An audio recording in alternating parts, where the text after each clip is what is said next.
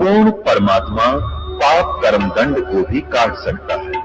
अभी तक जिस भी संत व महापुरुष से मिले उन्होंने यही बताया कि पाप कर्म फल भोगने से ही समाप्त होगा।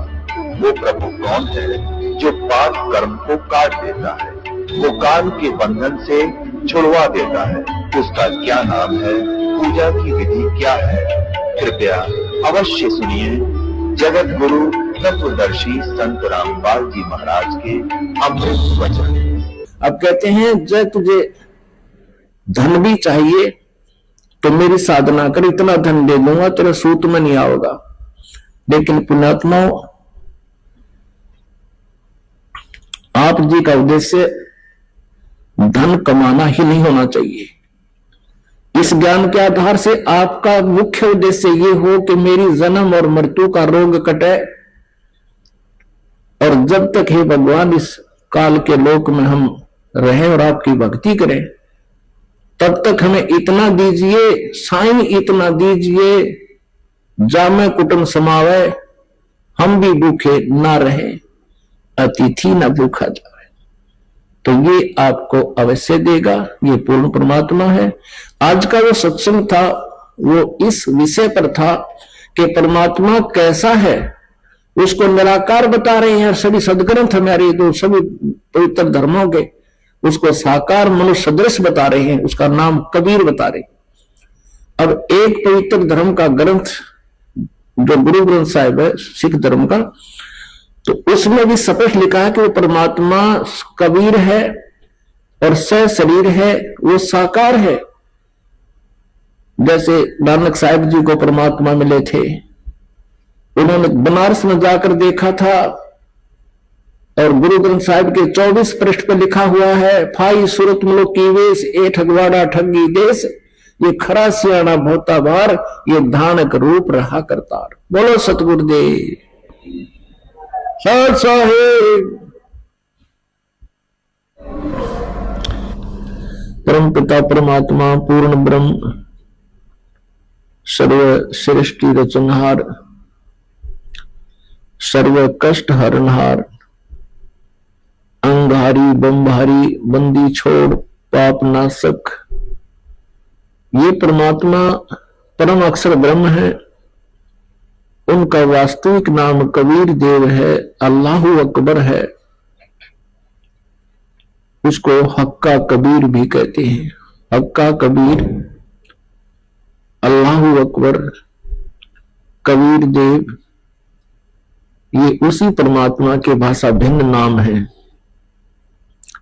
वो परमात्मा सतलोक से चलकर यहां अपनी प्यारी आत्माओं को कष्ट से मुक्त करने के लिए, काल के बंधन से मुक्त करने के लिए, आत्मा को भक्ति धन से धारण पोषण कराने के लिए, इसका परिपूर्ण करने के लिए वो परमेश्वर स्वयं ही आते हैं। उनका नाम कबीर देव है, हम उसे कबीर साहब कहते हैं। वो परमेश्वर इस कलयुग के अंदर सन 1398 में विक्रमी संवत 1455 जेठ उत्तरते की पूर्णमासी यानी ज्येष्ठ सुदी पूर्णिमा को भारतवर्ष की पवित्र भूमि पवित्र काशी शहर के अंदर एक लहर तारा नामक तालाब के अंदर विकसित कमल के फूल के ऊपर विराजमान हुए थे, एक नवजात शिशु का रूप धारण करके।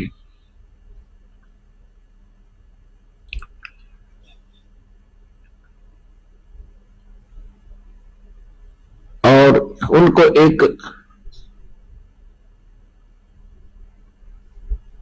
निसंतान जुलाहा दंपति उठा ले गया था। परमात्मा लीला में शरीर से धीरे धीरे बड़े हुए, फिर उस अपने मुंह बोले माता पिता के जो पैतृक कार्य था जुलाहे का, उसी कार्य को करने लगे। और वही पूर्ण परमात्मा परम अक्षर ब्रह्म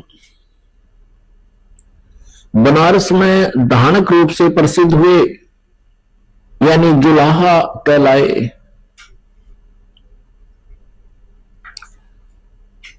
पुण्यात्माओं,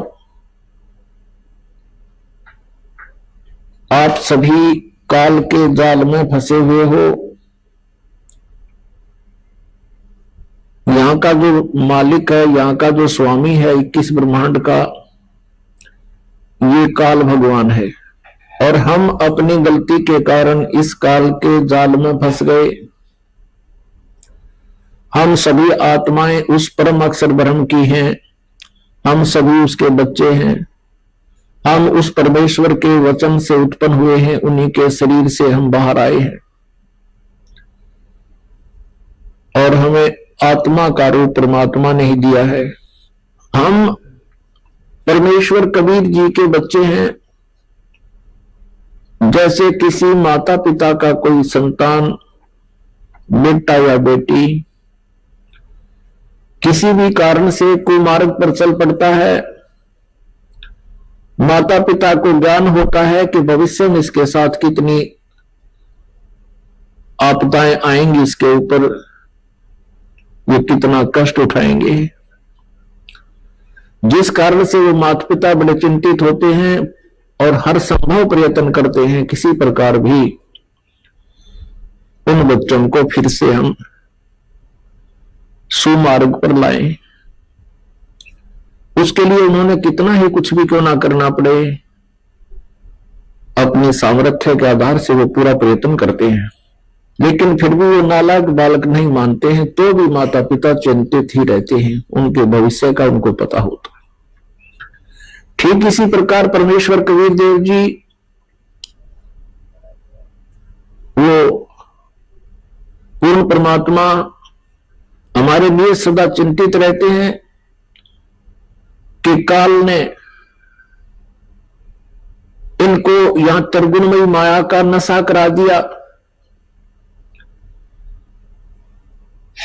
और इस काल के ब्रह्मांड रूपी कुएं में, इस ब्रह्मांड रूपी कुएं में ये त्रिगुणमयी माया रूपी भांग डाल दी काल ने। और इस भांग के नशे में आप जी सभी के सभी परमात्मा को भूलकर इसी गड्ढे में पड़े हुए हो।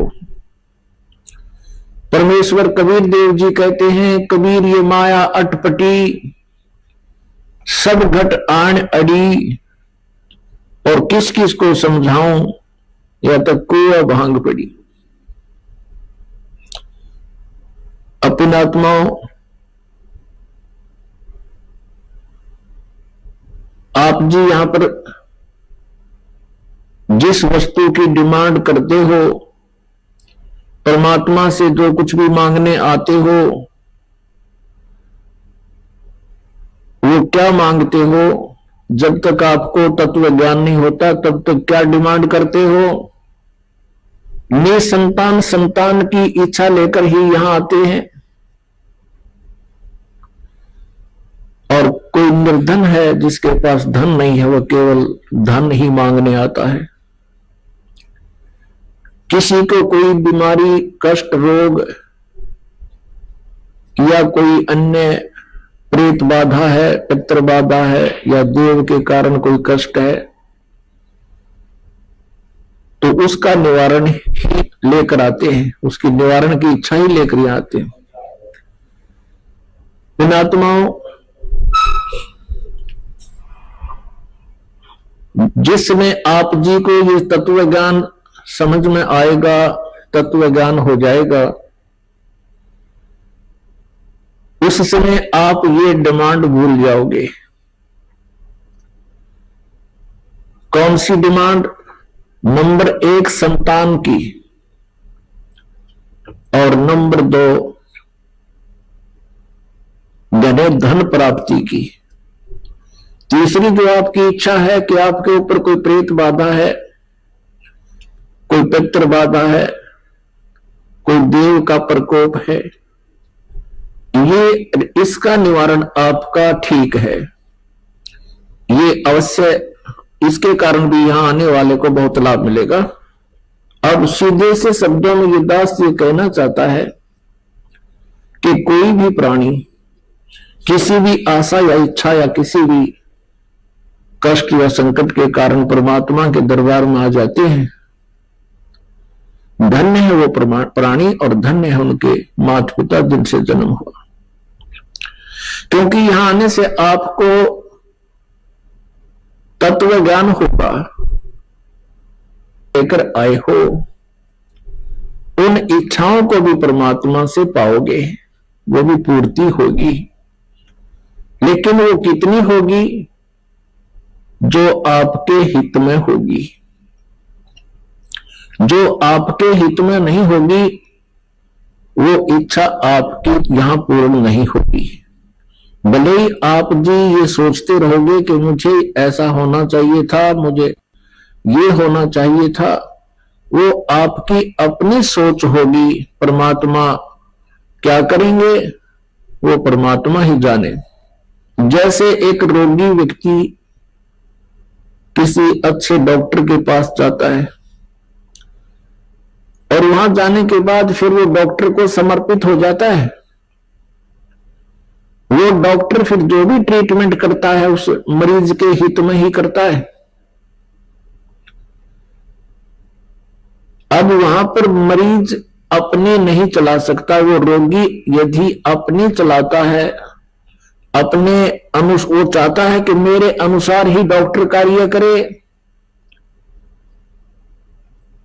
तो डॉक्टर उसकी जायज जो कोई भी होगी इच्छा आवश्यकता उसी को पूरी करेगा, नहीं तो वो अपनी ही क्रियाओं को करेगा, चाहे मरीज को बुरा भी लगे। अब जैसे डॉक्टर को लग रहा है कि इसकी जान जाएगी और टांग काटनी पड़ेगी जिससे इसका जीवन बचेगा, तो डॉक्टर उस कार्य को करेगा ही करेगा। आपकी राय अवश्य लेगा कि तू मरना चाहता है या जीवन चाहता है, तो जीवन चाहता है तो तेरी टांग काटनी पड़ेगी। तो फिर वो मरीज भी स्वीकृति दे देता। वैसे तो रोगी नहीं चाहता कि मेरी टांग कटे, लेकिन जीवन रक्षा के लिए वो टांग कटवाना भी उचित ही समझता है और बिल्कुल ठीक है। ठीक इसी प्रकार पुण्यात्माओं, आप यहां परमात्मा के दरबार में आए हो और ये वो हॉस्पिटल है जो आपके जन्म और मृत्यु के रोग को नाश करेगा, समाप्त करेगा। और जब तक जन्म और मृत्यु का रोग आपका नष्ट नहीं होगा तब तक आप सुखी नहीं हो सकते। श्रीमद् भगवत गीता अध्याय नंबर 18 के श्लोक नंबर 62 में कहा है गीता ज्ञानदाता ने कि अर्जुन तू सर्वभाव से उस परमेश्वर की शरण में जा जिसकी कृपा से तू परम शांति को और सनातन परम धाम को प्राप्त होगा, शाश्वत स्थान को। गीता जी अध्याय नंबर 15 के श्लोक नंबर 1 से 4 में कहा है कि पूर्ण परमात्मा की प्राप्ति के लिए तत्वदर्शी संत की आवश्यकता है। गीता जी अध्याय नंबर 4 के श्लोक 34 में कहा है कि उस परमात्म तत्व को यानी तत्व ज्ञान को तू तत्वदर्शी संतों से समझ। गीता जी अध्याय नंबर 15 के श्लोक नंबर 1 में उस तत्वदर्शी संत की पहचान बताई है कि ऊपर को जड़ और नीचे को तीनों गुण रूपी शाखा वाला ये संसार रूपी उल्टा लटका हुआ एक संसार रूपी वृक्ष समझो, और जो संत इसके सभी विभाग पत्तों सहित बता देगा, सवेदवित वह वेद के तात्पर्य को जानने वाला है, अर्थात वो तत्वदर्शी संत है। परमेश्वर कबीर देव जी स्वयं ही तत्वदर्शी संत की भूमिका भी यहां आकर करते हैं, एक अच्छे नागरिक की भूमिका भी स्वयं ही करते हैं, एक नेक शिष्य का रोल भी वो परमात्मा स्वयं ही करके दिखाते हैं, और एक अच्छे कवि के रूप में भी वो सुप्रसिद्ध होते हैं, क्योंकि वो अपनी महिमा की वाणी लोकोक्तियों के माध्यम से सुनाते बोलते हैं, जिस कारण से वे कवि भी कहलाते हैं, लेकिन वो होते हैं परमेश्वर। तो परमेश्वर ने बताया है अपनी अमृत वाणी में, सच्चिदानंद घन ब्रह्म की वाणी में, कबीर वाणी में। कबीर अक्षर पुरुष एक पेड़ है, निरंजन वा की डार, और तीनों बेवा शाखा है ये पात रूप संसार। ऊपर को जड़, जड़ तो परमात्मा स्वयं है, जिससे सभी ब्रह्मांडों का धारण पोषण होता है। जैसे वृक्ष को जड़ से ही पूरा आहार मिलता है, टहनी, तना, डार, पत्ते सभी उसी से आहार प्राप्त करते हैं, वो सबका धारण पोषण करने वाला होता है। तो वो तो पूर्ण परमात्मा परम अक्षर ब्रह्म स्वयं कबीर देव जी है। जमीन से बाहर जो दिखाई देता है वो तना होता है, उसको अक्षर पुरुष कहते हैं। गीता जी अध्याय नंबर 15 के श्लोक 16 और 17 में तीन पुरुष बताए हैं, सरपुरुष, अक्षर पुरुष और परम अक्षर पुरुष। 8वें अध्याय के 3रे श्लोक में भी परम अक्षर पुरुष बताया है, जो तत्व ब्रह्म के बारे में जानकारी दी है। वो अक्षर पुरुष वो तना है, और मोटी डार जो है वो सरपुरुष है, सरपुरुष, जिसे ज्योत निरंजन भी कहते हैं, काल भी कहते हैं। उस काल के यानी सरपुरुष की फिर तीन, उस डार के 3 शाखाएं हैं, उसके पुत्र हैं रजगुण ब्रह्मा, सतगुण विष्णु, तमगुण शिव जी, और पात रूप हम संसार है। तो यहां बताया है गीता जी अध्याय नंबर 15 के श्लोक नंबर 1 से 4 में कि जब तुझे तत्वदर्शी संत मिल जावे, इस अज्ञान रूपी अंधकार को और तत्व ज्ञान रूपी शस्त्र के द्वारा काटकर, उस अर्थात इसको उस तत्व ज्ञान से समझकर उसके पश्चात परमेश्वर के उस परम पद की खोज करनी चाहिए, जहां जाने के बाद ये साधक फिर लौटकर कभी संसार में नहीं आते। और जिस परमेश्वर ने सारे ब्रह्मांडों की रचना की है, उसी की भक्ति करनी चाहिए, और ये सोच ले कि मैं उसकी शरण में हूं। गीता ज्ञानदाता कहता है वो परमेश्वर कोई और है, मुझसे भिन्न है, उसकी जानकारी मैं भी नहीं रखता, तो तत्वदर्शी संत बताएंगे। गीता जी अध्याय नंबर 7 के श्लोक नंबर 29 में कहा कि तत्व ब्रह्म, गीता जी अध्याय नंबर 7 के श्लोक 29 में कहा है कि मेरे इस ज्ञान को आश्रित करके, इस आश्रय करके, यानी मैं जो कह रहा हूं कि तत्वदर्शी संत की खोज करो, वो जो ज्ञान बताओ फिर उसे सुनो, और जो जरा और मरण से छूटने का प्रयत्न करते हैं, वे तत्व ब्रह्म से, पूरे आध्यात्मिक ज्ञान से यानी तत्व ज्ञान से और सभी प्रकार के कर्मों से वो परिचित होते हैं, वही जरा और मरण से छूटने का प्रयत्न करते हैं। इस संसार की किसी भी वस्तु की डिमांड नहीं रखते। गीता जी अध्याय नंबर 8 के श्लोक नंबर 1 में अर्जुन ने पूछा, हे प्रभु, आपने जो 7वें अध्याय के 29वें श्लोक में जिस तत्व ब्रह्म की जानकारी बताई है कि उसको जानकर और फिर अध्यात्म ज्ञान से परिचित व्यक्ति जरा और मरण से ही छूटने का, जरा माने वृद्ध अवस्था, बुढ़ापा का दुख, और मरण माने मृत्यु, कि जो जरा और मरण से छूटने का ही प्रयत्न करते हैं, वो उस तत्व ब्रह्म को जान चुके होते हैं, यहाँ की किसी वस्तु की इच्छा नहीं करते।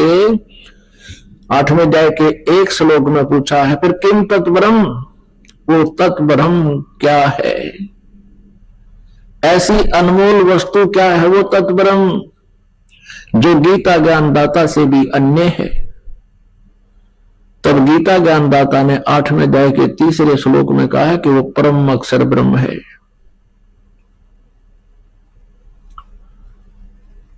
और उस परम अक्षर ब्रह्म की साधना करने से प्राणी फिर कभी लौटकर संसार में नहीं आते। उनका फिर जरा और मरण का संकट सदा के लिए समाप्त हो जाता है। जरा माने बुढ़ापा, पुण्यात्माओं, जब तक ये जीव किसी कष्ट को महसूस नहीं करता तब तक ये किसी के कहने से भी मानता नहीं, और जब इसके ऊपर आपदा आ जाती है फिर ये चिल्लाता फिरता है। आप पुण्यात्मा, जो व्यक्ति वृद्ध हो चुके हैं उनके पास थोड़ी देर बैठा करो, उनका अनुभव सुनो, उनके साथ अब क्या बीत रही है। पहले वो भी युवा थे, एक पल भी उनको चैन नहीं था, सारा दिन दौड़ धूप में रहते थे, और अब वृद्ध अवस्था में उनकी कितनी दुर्गति हो रही है। और फिर मृत्यु कोई नहीं चाहता, और मृत्यु भी होगी। वृद्ध अवस्था कोई नहीं चाहता, वृद्ध अवस्था भी होगी। तो ये जो हम नहीं चाहते जो कष्ट, वो हमारे ऊपर अवश्य आएंगे। तो कहने का भाव ये है कि ये दुख का मूल है, और ये दुख मिटे कैसे? ये मिटेगा जब हम सतलोक में चले जाएंगे। जो जरा और मरण वही मिटेगा, क्योंकि सतलोक में आपकी ऐसी ही सृष्टि होगी, जैसे हम यहां रह रहे हैं ऐसे ही वहां हमारा परिवार होगा, और हमारा शरीर बहुत सुंदर होगा, एक तत्व का बना होगा, उसमें नाड़ी और ये स्नायु आदि नहीं होते, शुक्रम अकायम असनाविरम होता है, यानी माता पिता के संयोग से बना हुआ, शुक्र से नहीं, वहां पर वचन से सृष्टि बनती है, जन्म अपना परिवार बनता है, और वहां ना वृद्ध अवस्था आती है कभी, और ना मृत्यु होती है। यहां इस पृथ्वी पर आप कितना ही बड़ा व्यवसाय बना लीजिए, और कितनी बड़ी कोठी बना लीजिए, और कितना ही बैंक बैलेंस बना लीजिए, आपके साथ वो धोखा है। आप उसको अपने साथ ले जा नहीं सकते, आप उसको भोग नहीं सकते। तो फिर सारा जीवन बर्बाद करने का औचित्य क्या है आपका? मूर्खता, अज्ञानता, तत्वज्ञानहीनता। और जब आपको तत्वज्ञान हो जाएगा फिर आप परमात्मा से एक ही प्रार्थना किया करोगे, हे परमेश्वर हमारा पीछा छुटवाओ, हमारी जन्म और मृत्यु सदा के लिए नष्ट करो। हे प्रभु कहीं फिर से जन्म ना हो जाए। और मान लीजिए आपका, क्योंकि हम यही रहना चाहते हैं, हम मृत्यु नहीं चाहते, कंपल्सरी होगी वह तो बाई फोर्स होगी, लेकिन उस समय भी इच्छा रह जाएगी किसी ना किसी वस्तु में, तो फिर हम दोबारा फिर जन्म होगा। जहां आशा ताबासा होवे और मन कर्म वचन सुमरियो सोए। अब जहां आपकी आशा रह जाएगी वहीं आपकी फिर दोबारा जन्म हो जाएगा। तो यहां परमात्मा हमें क्या बताना चाहते हैं कि जैसे आपके ऊपर कोई किसी प्रकार का भी कष्ट है, जैसे कोई प्रारब्ध में आपका दुख आ गया है और जिससे आप परेशान हो, आप यहां आ गए हो, परमात्मा अपने हिसाब से आपका वो बाधा दूर करेगा। ये वो समर्थ परमात्मा है, आपको एक सेकंड में सब सुख दे सकता है। लेकिन हमारी आदत खराब है कि हम सुखी होते ही भगवान भूल जाते हैं, और जब हमारे ऊपर आपदाएं आती हैं फिर हम भगवान की खोज करते हैं। हमारी आदत बन गई है झाड़े फूंक करवाने की, हम हैबिचुअल हो गए हैं कि किसी पर कोई कष्ट हुआ, किसी ने जाके झाड़ा लगा दिया, बस झाड़ा लाने वाले को दे दिए 100 रुपये जो उसने मांगे, कुछ राहत मिल गई तो अच्छा है, नहीं तो वो अपने खुश हम अपने खुश, बस इतना काम है। लेकिन यहां ऐसा नहीं है, यहां आपका वो दीर्घ रोग काटा जाएगा जिसके लिए आपको रेगुलर ट्रीटमेंट की आवश्यकता पड़ेगी। और परमात्मा के दरबार में आने से जो इच्छाएं आपकी हैं वो तो सब तक पूर्ण होंगी। जैसे किसान गेहूं बीजता है। अपनात्माओं, आप इस तत्व ज्ञान से परिचित होजिए। इसलिए आपको रह रहकर बुलाया जाता है, ताकि आपको इस ज्ञान से पूर्ण रूप से परिचित कराएं और आप फिर परमात्मा में रुचि रखें और विचलित ना हो। इसलिए आप जी को यहां बार बार बुलाया जाता है। अब परमात्मा के दरबार में आने से आपकी जो, जैसे किसान गेहूं बीजता है, उस किसान का गेहूं बीजने का उद्देश्य क्या होता है? सबसे पहला उद्देश्य तो उसका यह होता है कि मेरा परिवार भूखा ना रहे, हम भूखे ना मरे, हमारा पेट भरे। उसके बाद अब जैसे इस उद्देश्य से ही गेहूं बीजा जाता है, और फिर क्या होता है?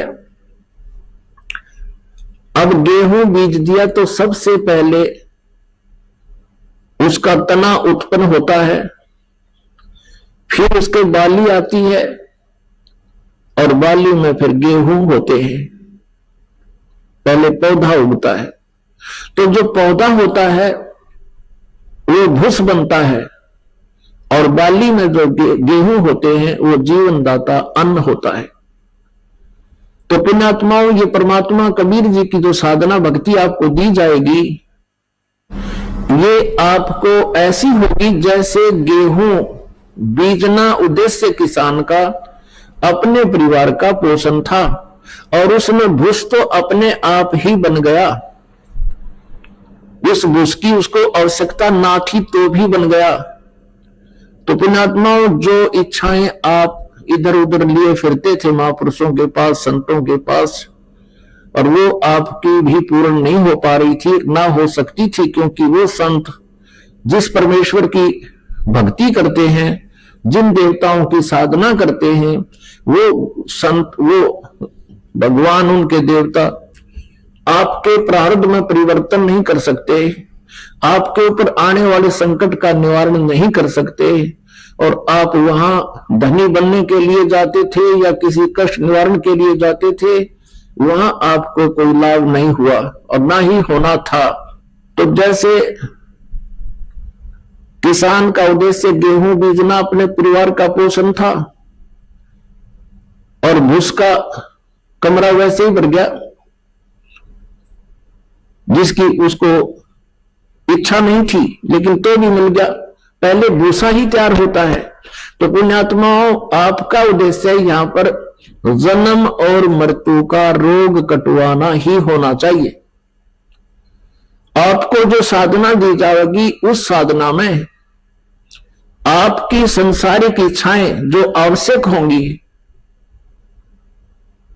और आपके संकट निवारण तो उस भूस की तरह अपने आप ही ना चाहते हुए भी परमात्मा वो निवारण करेगा, और धन आपको ऐसे देगा जैसे उस गेहूं के भूस तो पहले ही तैयार होना शुरू हो जाता है।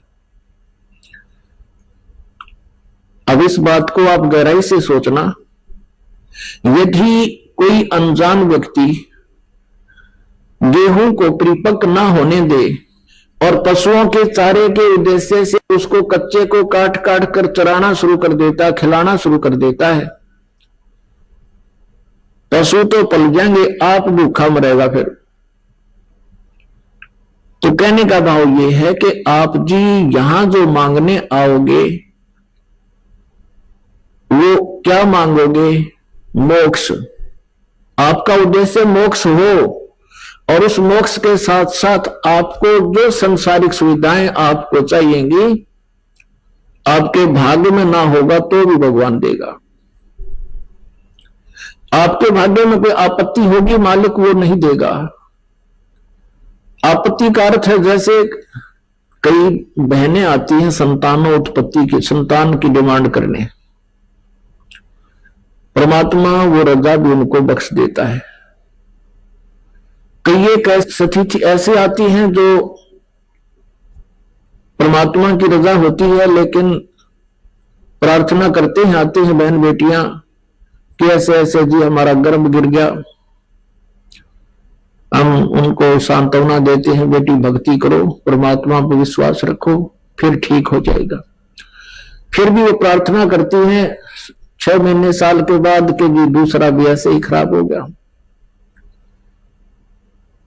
उनसे उनको ये तत्व ज्ञान ना होने से वो बहुत विचलित हो जाते हैं और भगवान से दूर चले जाते हैं। और मान लीजिए वहां उनको कृपा हो भी जा, कोई संतान उसके ठीक ठाक उत्पन्न होगी और वो संतान उसकी दुश्मन हो जाए आगे चलकर।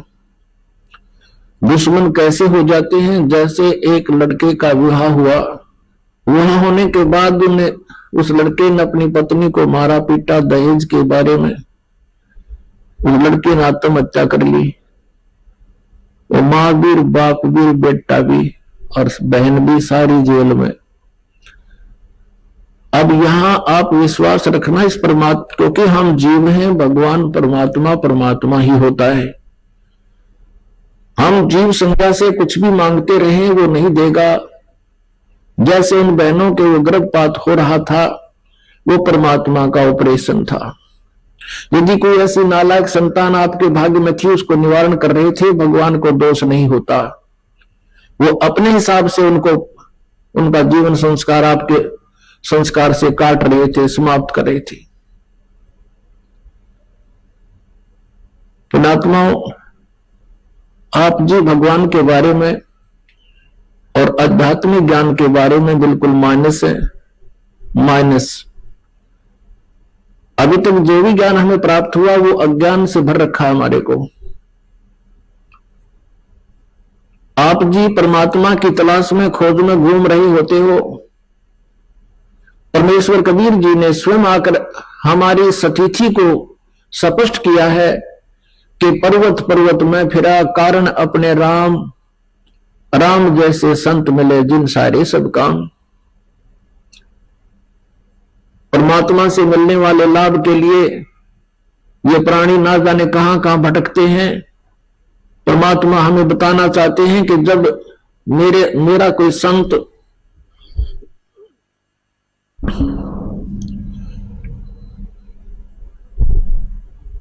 मेरे संत की शरण में जब आ जाते हैं तो उनके सभी कार्य शुरू हो जाते हैं, सिद्ध हो जाते हैं, प्रारंभ हो जाते हैं उनके। धीरे धीरे सारे कार्य, सब कार्य सिद्ध हो जाते हैं। उसके लिए बताया है कि राम जैसे संत मिले जिन सारे सब काम। तो पुण्यात्माओं, आपका उद्देश्य जो है वो बदल जाना चाहिए इस ज्ञान के आधार से। रही बात संकट निवारण की, ये तो नहीं रहेगा आपके ऊपर। उसके लिए थोड़ा सा अपने धीरज रखना होगा। धीरे धीरे रे मना धीरे सब कुछ हो, माली सींचे 100 गड़ा समय आए फल हो। जैसे एक आम का पौधा बीजा जाता है और उसमें गड्ढा बनाकर उसमें सिंचाई शुरू कर दी जाती है, सैकड़ों घड़े पानी के उसमें डालते रहते हैं, 1, 2, 3 वर्ष 4 वर्ष तक, फिर वो पौधा पेड़ बन जाता है। और जब वो आम का पेड़ बड़ा हो जाता है वो फिर फल देता है, और इतना फल देता है कि आप भी खा लो, पड़ोसी भी ले जाएं, साथ वाले, घर मकान वाले और रिश्तेदारों को भी भेज देना, वो खत्म नहीं होंगे। कहने का भाव ये है कि आज तक आप जो साधना कर रहे थे वो शास्त्र विदिता कर मनमाना आचरण कर रहे थे। आज का अर्थ है कि जो पहली बार इस परम अक्षर ब्रह्म की शरण में आते हैं, कबीर परमेश्वर की शरण में आते हैं, उससे पहले।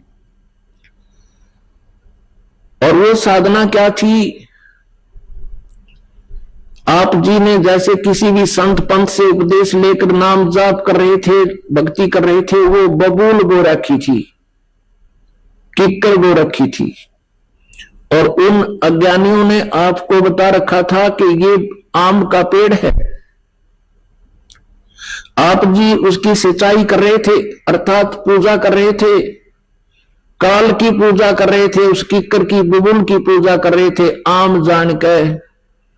आम जानकर यानी वो दयालु भगवान जानकर तुम काल की पूजा कर रहे थे। काल की पूजा कौन कौन सी है? ये पांचों नाम काल के जानो, जो राधा स्वामी पंथ में, जय गुरुदेव पंथ में जो प्रचलित है, ये पांचों नाम काल के जानो। तीनों देवा काल हैं, ये ब्रह्मा विष्णु महेश, भूले चूके समझियो सबका हो आदेश। क्योंकि श्री ब्रह्मा जी, श्री विष्णु जी, श्री शिव जी ये काल के पुत्र हैं और ये तीनों इस काल की पूरी व्यवस्था को संभाले हुए हैं। इनकी पूजा करने वाला भी काल के ही जाल में रहेगा, इनसे बाहर नहीं हो सकता। अन्य जितने भी देवी देवताएं आप पूजते हुए सब काल के अंतर्गत हैं। सुर नर मुनिजन 33 करोड़ी बंदे सभी काल की डोरी। अब आप किसकी पूजाएं कर रहे थे? जो कोई ब्रह्म पूजा करता है, ओम नाम को सुप्रीम मान बैठा है, वो सीधा ही काल के टक्कर में जा रहा है, वो काल का पुजारी है। अब हमने दयाल की पूजा करनी है। परम अक्षर ब्रह्म की पूजा छोड़कर जो भी साधनाएं आप करते थे, आपने बबूल वो रखे थे। और जो कबीर पंथी हैं, नकली बने हुए हैं कबीर पंथी, ये भी अन्य ही नाम देते हैं, उनके पास सच साधना नहीं है। वो भी कबीर परमेश्वर की आड़ में आपको बबूल का बीज दिए हुए हैं और आपने वो किक्कर बीज रखी है। सतनाम की साधना के बिना सभी जितनी भी साधनाएं हैं वो सब बबूल है, यानी काल की साधनाएं हैं। सतनाम के अंदर 2 अक्षर होते हैं, एक ओम अक्षर है, दूसरा तत् है जो सांकेतिक है, और तीसरा फिर एक मंत्र आपको और मिलेगा जो सार नाम होता है। परमेश्वर कबीर जी ने कहा था कि धर्मदास तो लाख दुहाई, ये सार शब्द कई बार न जाई। सार शब्द बार जो पढ़ी, बिचली पीढ़ी हंसनी तरही। इस मूल मंत्र को, इस सार नाम को तब तक छुपाई जब तक ये 12 पंथ ना मिट जाए। तो पुण्यात्माओं, आप जी इस आम के बीज को अब बीजोगे। आपको ज्ञान इसलिए कराया जाता है कोई आपको भ्रमित ना कर सके, कहीं आप जी के आम के पौधे को उखड़वा कर और फिर से उसमें उसी गड्ढे में बबूल ना भिजवा दे। आपको आम की और आम के अतिरिक्त बबूल या झाड़, कैर, किक्कर, इनकी पहचान कराई जाती है, जिस कारण से आप अपने आम को फिर दृढ़ता के साथ परिपूर्ण करोगे, यानी सब भक्ति करके सफल होगे। अब ये बताया है कि धीरे धीरे रे मना, धीरे सब कुछ हो, माली सींचे 100 गड़ा समय आए फल हो। एक पौधे को पेड़ बनाने में कितना समय लगता है और वो ठीक ठाक बड़ा हो जाता है तो फिर देखना उसके रंग ठाठ कर देगा, छाया भी मिलेगी, फल भी मिलेंगे। तो इसी प्रकार ये आपको सतभक्ति रूपी, सतनाम रूपी आम का बीज दे दिया। अब इसको होने दो, थोड़ा समय देना भगवान को। कुछ समय के बाद देखना आपको कितने सुख होंगे। आपके पड़ोसी भौतिक के रह जाएंगे। कुछ दिनों के यदि आप सच्चे दिल से लगे रहे, आपके घर में सुख होगा, आपकी सभी आपदाएं दूर हो जाएंगी। और अन्य भगवानों से जो साधनाएं तुम करते हो, दूसरे भगवानों की जो पूजाएं करते हो, उनसे आपके ये 3 ताप भी नाश नहीं हो सकते। जैसे प्रेत बाधाएं हैं, पितृ बाधाएं हैं, या कोई देव प्रकोप है, या प्रारब्ध का कोई कष्ट आपके ऊपर आने वाला है, वो अन्य एक परम अक्षर ब्रह्म को त्याग कर किसी की भी साधना से वो आपका संकट निवारण नहीं हो सकता। और मोक्ष तो बहुत दूर की बात है, और यहां आपका मोक्ष भी होगा, आप जी के सब संकट भी दूर होंगे, और आपका जीवन सुखी होगा। एक भक्त बता रहा था कि हमने आपका नाम लेने से पहले, यानी कबीर परमात्मा का, इस दास जो एक नौकर है उस परम पिता का, और ये समझ लो वो डॉक्टर है, ये दास कंपाउंडर है, उसका बताया हुआ जो कुछ भी ट्रीटमेंट है वो आपको दिया जाता है, और जो उसको ठीक ढंग से मर्यादा में रहता हुआ करेगा वो सब रोग नष्ट हो जाएगा। तो इसने क्या बताया जी, यहां उपदेश लेने से पहले हम बहुत दुखी थे, प्रेत आत्माएं बहुत सताया करती थी, हम 4-5 भाई हैं, सभी को ये बाधाएं थी, हमने आपसे उपदेश ले लिया, कबीर परमात्मा की कृपा से हमारी तो बाधाएं समाप्त होगी, और वो सभी जो भूत प्रेत हमारे घर में थे वो दूसरे भाइयों के चले गए, अब वो वहां इकट्ठे हो गए, वो और ज्यादा विस्तार दिया उन्होंने, पहले तो 1-1, 2-2 था, कई हो गए। उनके मन में ये भावना बन गई कि ये वहां बरवाला से नाम ले आए, इन्होंने हमारे ऊपर जादू जंतर करवा दिया, और हमारे साथ वो झगड़ा करने लगे कि तुमने अपने भूत मारा भेज दिए। अपनी आत्माओं, जैसे हम किसी के भूत भेजते नहीं कीता, हम अपने भगत का प्रबंध कर देते हैं। कैसे? जैसे कमरे में ऑल आउट लगा दी, ऑल आउट लगाते ही मच्छर सारे भाग जाते हैं, वो फिर दूसरे कमरे में जाएंगे जिसमें ऑल आउट को नहीं। तो परमात्मा कबीर जी का जो सतनाम है, सच्चा नाम आपको दिया जाता है, प्रथम मंत्र भी और दूसरा मंत्र भी, ये ऑल आउट है, और जिस घर में ये ऑल आउट लग जाएगी वो मच्छर फिर दूसरे घर जाएंगे। भाई हम जंतर मंत्र नहीं करते, और उनको भी चाहिए कि वो ऑल आउट लगा ले, वो भी ले जाए अपना मंत्र यहां से, और उनका भी भाग जाएंगे फिर की तरह। तो पुण्यात्माओं, परमेश्वर को ना पहचान कर हम ऐसे भटक रहे थे। प्रसंग चला था कि भी कोई तो संतान ही मांगने आता है, कोई धन मांगने आता है, उसके लिए परमात्मा आपको एक थोड़ा सा गाइडलाइन देते हैं।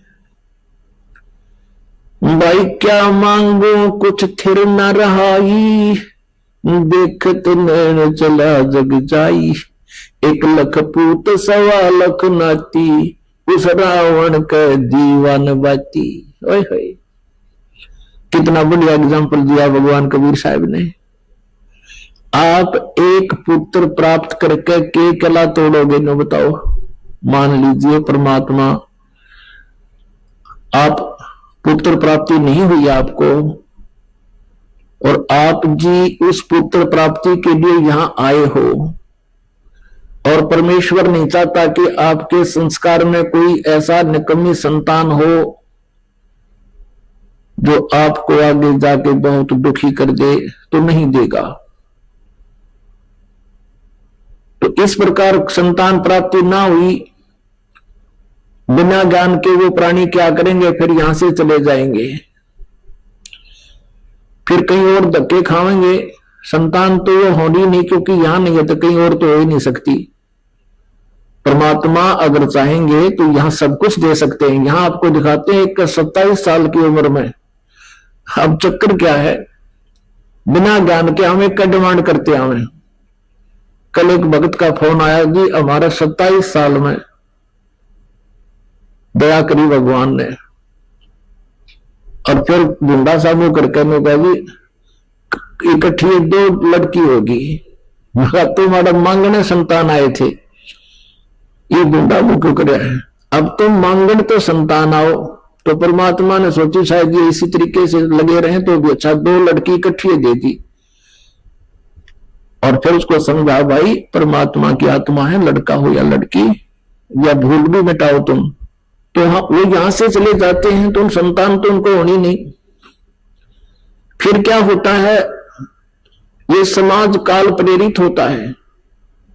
उस बहन को कोई ना कोई पड़ोसन या कोई रिश्तेदार आकर के कहेगा कि बालक नहीं हुआ,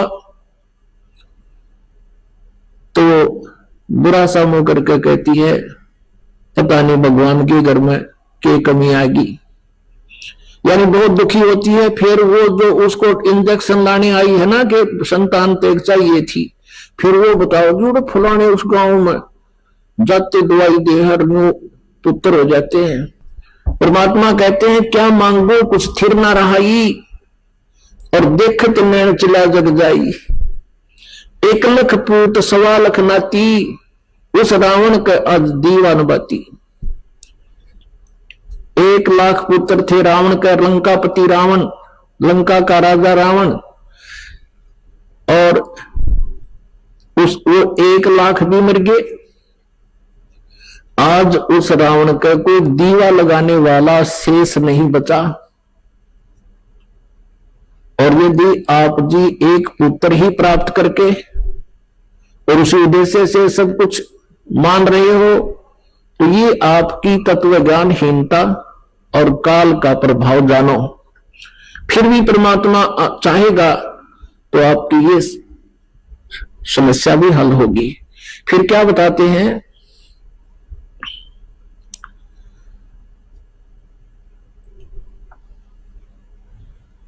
परमात्मा कहते हैं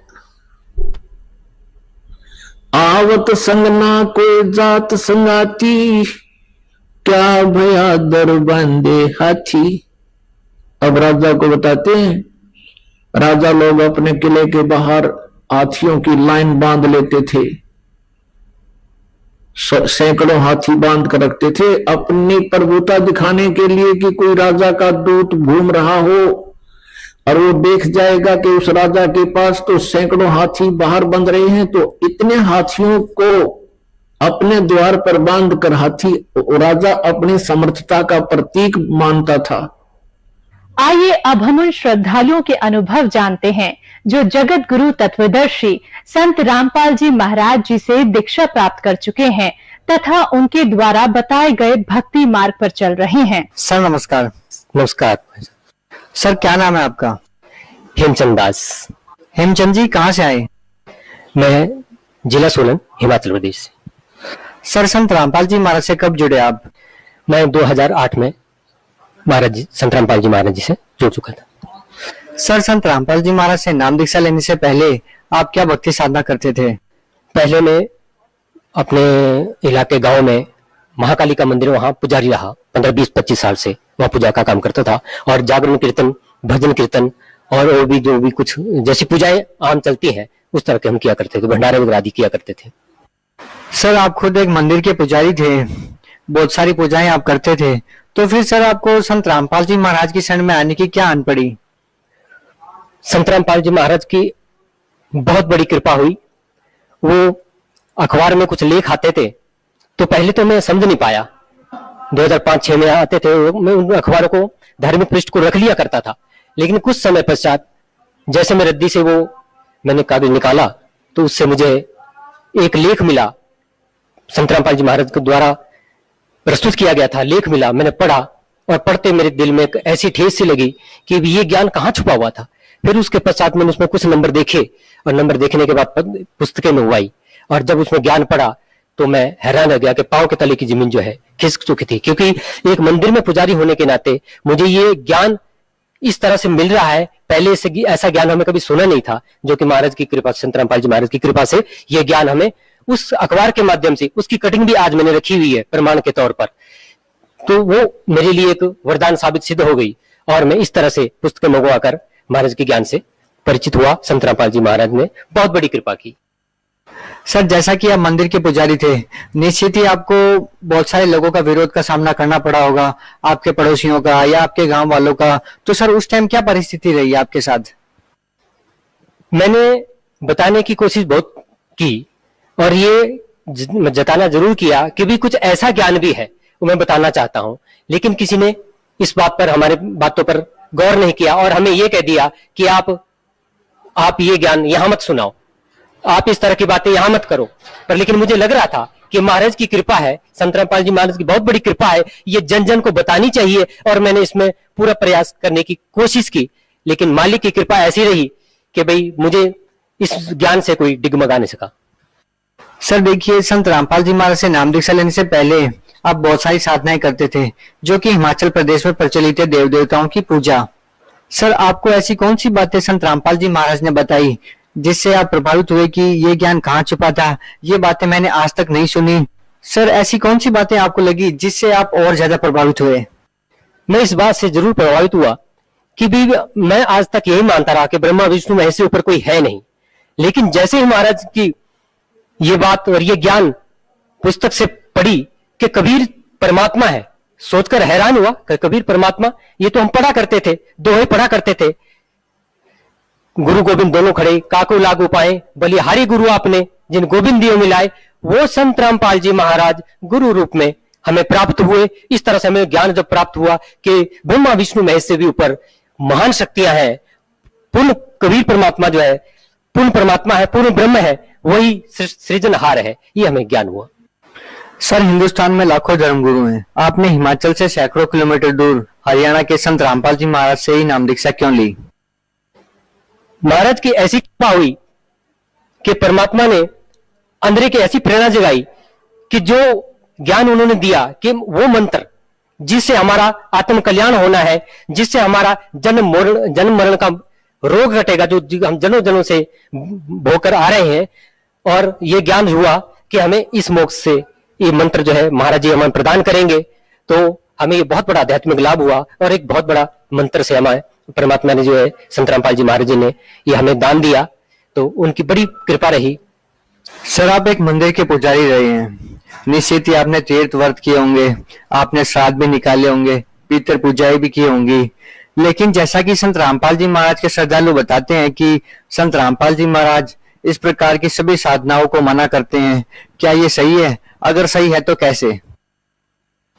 महाराज जी संत रामपाल जी महाराज जी कहते हैं कि इस तरह की ये शास्त्रों के विरुद्ध साधनाएं आप लोग कर रहे हैं, हमें शास्त्र अनुकूल साधना करनी है, जो कि महाराज ने अपने ज्ञान में बताई है और सत्संग में सुनाते हैं और पुस्तकों में बताते हैं, और हर एक भक्त को एक अपने इस ज्ञान के माध्यम से प्रेरणा जगाते हैं कि आप लोग शास्त्रानुकूल साधना करो। और जो आप साधना हम कर रहे थे, ये श्राद्ध निकालना, व्रत रखना, बहुत व्रत रखे, बहुत मतलब श्राद्ध वगैरह निकाले, लेकिन हमें इससे कोई लाभ नहीं होने वाला था। लाभ तो हमें महाराज द्वारा बताई गई, श्री संत रामपाल जी महाराज द्वारा बताई गई विधि से ही, जो शास्त्र अनुकूल है, उसी से ही हमें ज्ञान होना था, उसी से हमारे आत्म कल्याण होना था, और इसी साधना से ही हम परमात्मा को, पूर्ण ब्रह्म कवि परमात्मा को प्राप्त कर सकते हैं। सर आप एक मंदिर के पुजारी रहे हैं, आपने लोगों को कहा होगा कि तीर्थ व्रत नहीं करेंगे तो हानि हो जाएगी, अगर पितृ पूजा नहीं करेंगे तो हानि हो जाएगी। निश्चित ही ये बातें आपको बचपन में सुनने को मिली होगी। सर क्या आपको पितृ पूजा बंद करने से या तीर्थ व्रत नहीं करने से कोई हानि हुई? परमात्मा की ऐसी दया हुई कि मुझे कोई हानि नहीं हुई, और मैं ये अपने आसपास जो भी जानकार हैं, मित्र हैं, गांव वाले हैं, मैं उनसे कहता हूं कि हमें कोई हानि नहीं हुई। क्यों हानि हो सकती है? क्योंकि हम परमात्मा के समर्थ, परमात्मा के शरण में जा चुके हैं, क्योंकि इस परमात्मा के द्वारा जो भी विधि विधान ज्ञान का है उसमें हमारी रक्षा हो रही है। तो ये देवी देवता, ये श्राद्ध निकालने से जो भी ये छोटी मोटी लाभ है, इससे कोई प्रभावित नहीं हुए, हमें कोई दोष नहीं हुआ, और हमें बल्कि अत्यधिक लाभ हुआ परमात्मा की इस कृपा से। सर संत रामपाल जी महाराज के श्रद्धालुओं का कहना है कि संत रामपाल जी महाराज से नाम दीक्षा लेने के बाद उनको आध्यात्मिक, भौतिक और बहुत सारे ऐसे लाभ होते हैं जो कि आज तक उनको केवल सुनने को मिले थे। आपको संत रामपाल जी महाराज से नाम दीक्षा लेने के बाद क्या लाभ मिले? महाराज संत रामपाल जी से ज्ञान और नाम लेने के बाद सबसे बड़ा लाभ जो हमें आध्यात्मिक ज्ञान हुआ, ऐसा ज्ञान जो हमने पहले कभी सुना नहीं था, ऐसा ज्ञान जो हमें पूर्ण मोक्ष प्राप्त करवाएगा, ऐसा ज्ञान जो पूरी आत्म संतुष्टि और बिल्कुल शरीर हल्का फुल्का हो जाएगा, ऐसा ज्ञान परमात्मा ने हमें प्रदान किया। और शारीरिक लाभ भी हुए, जैसे कि भक्तमती जी को पैरालाइज की शिकायत थी, वो जब डॉक्टर से रिपोर्ट करवाई गई तो डॉक्टर भी कहने लगे कि रिपोर्ट में कुछ नहीं आ रहा है और आप शिव को जल चढ़ाओ। हमने कहा कि डॉक्टर साहब, हम तो शिव के मंदिर में, माता के मंदिर में पहले से ही पुजारी है, तो जल चढ़ाने से हमें क्या लाभ होगा? लेकिन सबसे बड़ा लाभ हमें परमात्मा के नाम दान से प्राप्त हुआ, और आज आत्म संतुष्टि, बहुत बड़ी संतुष्टि हुई, और सबसे बड़ा आध्यात्मिक ज्ञान लाभ हुआ हमें। जैसे कि श्री संत रामपाल जी महाराज परमात्मा स्वरूप जिन्होंने हमें ज्ञान दिया, उनकी कृपा से हमें ये सारा ज्ञान, आध्यात्मिक लाभ हुआ, शारीरिक लाभ हुआ और आर्थिक लाभ हुआ। सर आप 2008 से संत रामपाल जी महाराज से जुड़े हैं, उसके बाद बरवाला की घटना होती है और उनके ऊपर आरोप प्रत्यारोप लगते हैं। सर आपके क्या विचार है इसमें? महाराज जी जो सच्चा ज्ञान दे रहे हैं, इसमें ये जो नकली ज्ञान दे रहे हैं उनको ये बात बर्दाश्त नहीं हो रही है। और महाराज जी ने सबके शास्त्र, सारे शास्त्र खोलकर बता दिए, सबका ज्ञान जो है खोलकर ये दिखा दिया है कि कौन क्या बोल रहा है। तो महाराज जी ने, संत रामपाल जी महाराज जी ने सारे शास्त्र खोलकर शास्त्रानुकूल जो साधना बताई है, कबीर परमात्मा के पूरा नाम दिया गया है, कबीर जी का नाम दिया गया है, गीता जी में कबीर जी का नाम दिया गया है, गुरु ग्रंथ साहिब में कबीर साहिब जी का नाम दिया गया है, जो कि संत रामपाल जी महाराज जी ने एक एक पेज खोलकर सबके सामने खोल कर बता दिया है और पूरे रूप से ये ज्ञान सब जनता के सामने प्रस्तुत कर दिया है।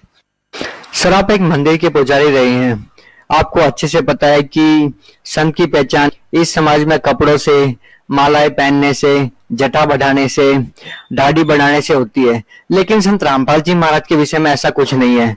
संत रामपाल जी महाराज बहुत ही साधारण सी वेशभूषा रखते हैं, उनको संत मानना आम समाज के लिए कितना मुश्किल है।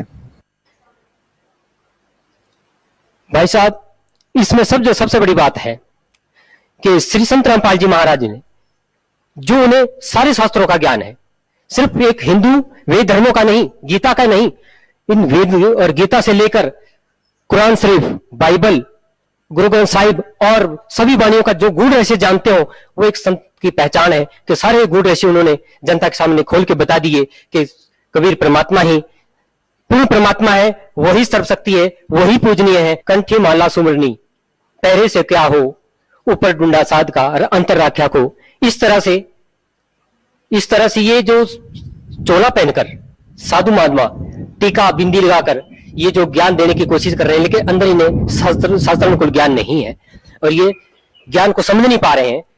इससे संत की पहचान नहीं होती है। संत की पहचान शास्त्रानुकूल और उसमें गूढ़ रहस्य जो छुपे हुए हैं उनको जो खोलकर बता दे, वही संत की पहचान है और बिल्कुल साधारण विषय है। और समदृष्टि, सब पर एक दृष्टि रखने वाले वही संत होते हैं। सर भगत समाज को क्या संदेश देना चाहते हैं? संत रामपाल जी महाराज की कृपा से जो ज्ञान प्राप्त हुआ, उसके माध्यम से हम प्रार्थना ही करना चाहेंगे सभी भक्त भाई बहनों से कि परमात्मा द्वारा दिया गया ज्ञान, परमात्मा द्वारा लिखी गई पुस्तक ज्ञान गंगा, धरती पर अवतार और अन्य पुस्तकें आप ध्यान से पढ़ें। महाराज द्वारा दिया गया सत्संग ध्यान से सुने। हमारे अंदर जब ये ज्ञान पहली बार प्रवेश हुआ तो हजारों सवाल पैदा हुए, लेकिन हर सवालों का जवाब उस ज्ञान गंगा के अंदर है। उस महाराज संत रामपाल जी के सत्संग में है, वचन में है, हर एक जवाब उसी में आपको मिल जाता है। फिर भी भगत एक दूसरे से भी पूछने की कोशिश करते हैं। आप प्रेम पूर्वक सुने, ध्यान से सुने और सत्संग में जो है पूरा ध्यान रखें। जहां भी सत्संग हो रहे हो तो उसमें महाराज की जो भी एक एक वाणी, एक एक शब्द पूरे एक भागवत के बराबर है। उससे हमें हर सवाल का जवाब प्राप्त होता है। हिमाचल के लोगों को क्या संदेश देना चाहेंगे? अपने सभी पहाड़ी भाइयों से ये कहना चाहूंगा मैं कि भाई जल्दी से जल्दी आओ भाई। ये ज्ञान हमारे भाई बहनों, इस ज्ञान को तुम इस तरह से समझो कि भाई ऐसा ज्ञान हमें पहले कभी नहीं मिलना। जी बहुत बहुत धन्यवाद। सत साई।